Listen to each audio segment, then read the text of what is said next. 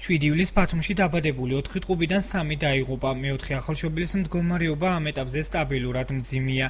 იგი კლინიკა მედინაში ინკუბატორშია მოთავსებული, სადაც ფილტვების ხელოვნურ ვენტილაციას გადის. მკურნალი ექიმის განცხადებით, ახალშობილების დაღუპვა ღრმა დღენაკლულობამ და მცირე წონამ გამოიწვია. ნატო გორგაძის თქმით, ახალშობილი გოგონას წონა დღეისათვის 640 გრამს შეადგენს, რაც მდგომარეობას მცირედით ამძიმებს.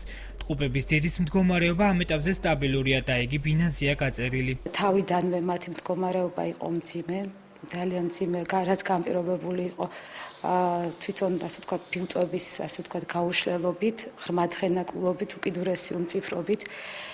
ერთ-ერთი მათგანის მასა იყო 900 გრამი, ორი 700 გრამიანი, ერთი 600 გრამიანი. სამი მათგანი უკიდურეს უმწიფრობასთან დაკავშირებული გართულებებით გარდაიცვალა სამწუხაროდ.